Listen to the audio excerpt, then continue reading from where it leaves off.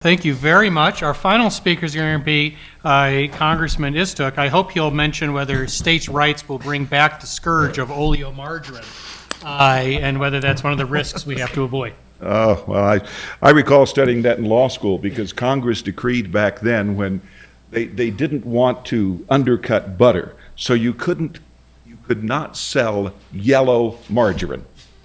It had to be white. But you could put a little bit of food coloring in the packaging, so you could blend in your own food coloring if you wanted your margarine to be yellow, and some people actually made it pink. But I don't think we're going to go back to those days because I buy yellow margarine all the time. I don't know, I mean, that shows how far the country has gone downhill. I want to tell you something about the ability to do things indirectly that you cannot do directly. When I was a little kid, maybe 6 or 7 years old, I had an older cousin that was about twice my age. His name was Johnny, and Johnny considered me a pest, hanging around, talking too much. And so one time, Johnny told me, he said, "I will give you 25 cents. This is when 25 cents was real money, right? "I will give you 25 cents if you will just be quiet and leave me alone for an hour." I wanted that quarter. I silenced myself for an hour. I left him alone. And then I went back to get my 25 cents. He stiffed me. So I developed a healthy skepticism of ever being offered money with strings attached. But that's what we do have going on with the federal government. Dr. Moreno was laying a predicate for this because there are some things which Congress or the federal government is not permitted to do directly.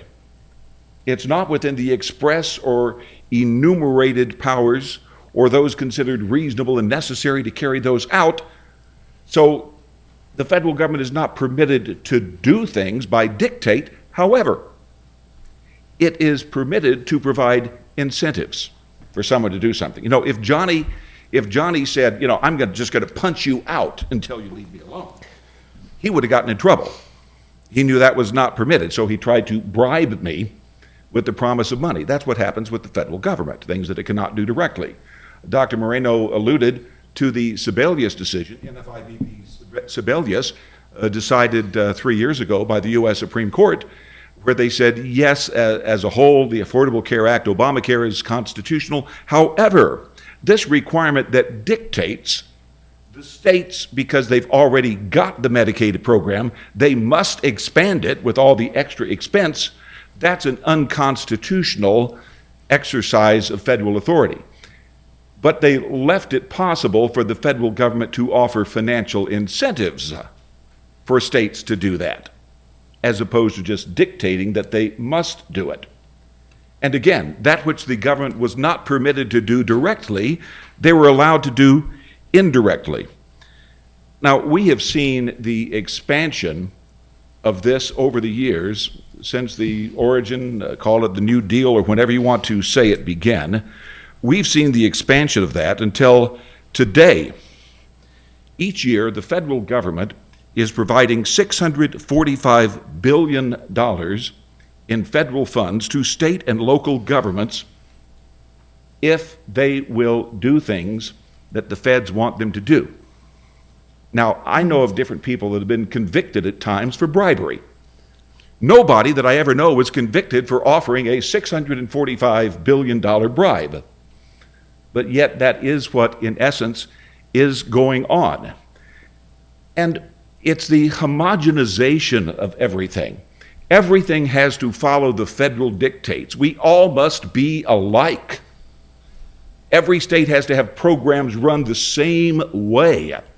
There's no laboratory of the states. There's no experimentation. There's no trying to make things fit your people in your community or in your state. You have to do things the federal way. It reminds me somewhat, there was a Sylvester Stallone movie a number of years ago called Demolition Man, where a guy woke up in the future and he found out that all restaurants were Taco Bell. There were no other restaurants left. It was just Taco Bell. It was dictated. You can't have a restaurant unless you're Taco Bell. That is what is happening with federal requirements backed by $645 billion a year to tell us that we've got to do everything alike. We've got to be in lockstep. We've got to be in obedience to what the federal dictates are. Now, the biggest area of this, of course, is Medicaid, as was alluded to. But by no means is it the only thing. You name the program, whether it's considered income security, housing, jobs, transportation, environmental protection, economic development, community block grants, housing, all of these things. Everything is, in essence, dictated by the availability of this federal money to do things which the federal government could not dictate, but it can use the power of the purse. Now, having spent 14 years in the Congress and all 14 years on the Appropriations Committee, I know how these things work, and I know what happens, and I know how frequently governors, mayors, city council members, legislators, state agency heads are traipsing to Washington, D.C., saying, you've got to continue to give us this money. We depend upon it. Because, as the Census Bureau states, the revenue is 25% of all the combined general revenues of state and local governments across the country. 25% of it comes to Washington, D.C. For state governments, it's higher. In fact, for some states, it's higher still. The one at the top is Mississippi. Mississippi depends on federal funds for 45% of its state budget. And it goes down from there until you get to North Dakota and Alaska, which are each at 20% of their state budgets come from the federal government. Now, that is massive inducement to do things Washington's way. There are over 1,100 federal programs that are actually being carried out by state and local governments. And the theory often is, they're going to be a lot more efficient. They're going to be so much more efficient at the state and local level of carrying out the federal programs. Of course, they can't carry it out in the way that they want to unless they get sufficient waivers and special permissions and political favors to do it. They have to do things Washington's way, according to the rules and regulations that come out of the administrative agencies. Now, in thinking about talking with you today, I thought, when have we seen an example like this? Because this is Big Brother. This is Big Brother, also Sugar Daddy. And so many people in community and state government love this. We don't have to raise the revenue. We just get to spend it. We get to hire the people who will carry out these things. We get a little bit more political hiring, if that's the system, to do it. They love Big Brother. If you've read 1984, and I imagine most people here have read 1984, the chilling conclusion in 1984, the protagonist Winston Smith ends his lifetime of struggling against a totalitarian society with these words: it was all right. Everything was all right. The struggle was finished. He had won the victory over himself. He loved Big Brother. The ultimate capitulation. You do things the way that Big Brother desires. With this torrent of money, this is the third largest stream of spending by the federal government. After Medicaid and national defense comes these transfer payments through these some 1,100 programs to state and local governments. Now, one of the other participants in this conference, I don't think he's here right now, but George Mason University law professor Michael Greevy wrote recently, with very few exceptions, virtually all federal domestic programs are administered by state and local governments, often under one of over 1,100 federal funding statutes. Since its inception under the New Deal, this cooperative federalism has proven stupendously successful in doing what it was supposed to do: expand government at all levels. And Professor Gravy writes, These programs they're run through waivers and edicts and transfer payments that are barely distinguishable from bribes. If you'll do things my way, I will reward you for that. It happens, as I mentioned, in so many aspects. And why does it happen? Because although every state, excepting Vermont, has a state requirement for a balanced budget, and most states have laws that require local government to balance their budgets.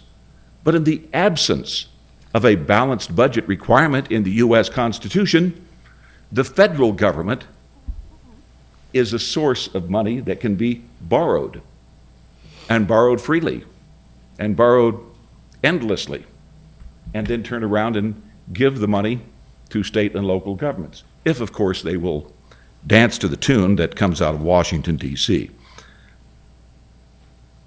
The prevalence of these, of course, they have the strings attached because they're different grant programs with varying levels of descriptions.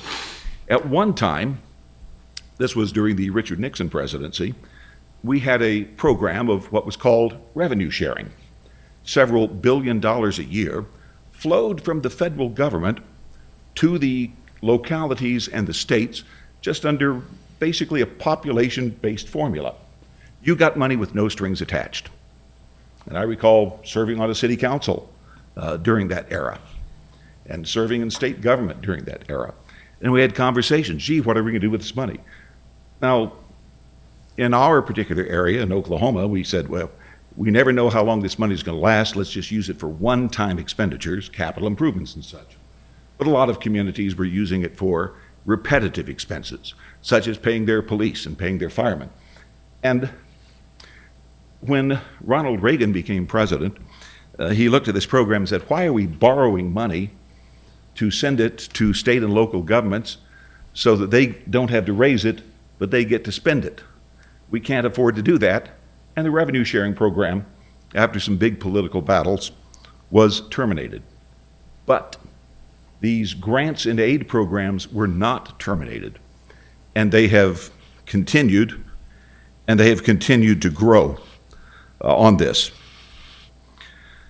Now, what happens if a state says, we're not going to play the game? You offer us this incentive, you try to induce us, you try to blackmail us into doing things your way. We're not going to play that game. What you typically hear are condemnations. What? You are turning down free money? I mean, yes, you have to match some of it with some state dollars, but you're getting such a return on investment. You're crazy if you don't do this. With the Supreme Court decision that said you cannot dictate to states they must expand their Medicaid program, but you can incentivize them to do so. And this is from the left-leaning Slate magazine on their website. They wrote, the headline said, states are turning down an insane amount of free money by refusing to expand Medicaid. And they had a report from the Robert Wood Johnson Foundation and Urban Institute that said, lawmakers are leaving $423 billion on the table over the next 6 years. Florida is missing $66 billion. Texas is turning down $65 billion. And they make it a campaign issue on whether you're off your rocker because you won't take the free money with all the strings attached. That's the political environment in which we live. Now, that issue is playing out in Utah right now. Governor Gary Herbert, who is a staunch promoter of federalism, head of the National Governors Association, he has a plan to say, okay, we'll match the federal dollars and claim this Medicaid expansion. And to secure $450 billion in federal money, we'll get $50 million in state matching money by raising it from doctors and hospitals by increasing their license fees. For example, 8,000 physicians in Utah are told, well, if you want to have this extra money in the medical health care revenue, we're going to charge you each $700 a year and a higher licensing fee. In some hospitals, it would be millions of dollars a year. You're going to benefit from it, you're going to pay for it. And you know something? The healthcare community doesn't like that. So the distortions are everywhere on what's going to happen. Now, you can use whatever justification you want, but it still is a form of bribery, blackmail, pick your terminology. But they deprive state and local officials of flexibility in making their own decisions. Never mind what you think your needs are. Washington, D.C. has decided that we will give you financial incentives to do things our way. And the whole benefit of the federal system of states and communities being the laboratories of democracy is lost because all states become Taco Bells. And all states have to do it alike. Until such time as we have a requirement for a balanced budget in the federal government, until we have a cultural shift to say that Washington doesn't always know best, and we don't want the headaches and the bureaucracy and the red tape and the regulation that make everything more expensive, until we have a cultural change as well as a systematic change, such as a balanced budget requirement, we're going to have to deal with this. But it takes a lot of courage for people to stand up and say, you can offer me however much you want, but my principles are not for sale, and they're not for rent either. That's the way I see it, and I appreciate my cousin Johnny teaching me the lesson that he did, that just because somebody offers you money, it doesn't mean you're going to be better off in the long run. Thank you.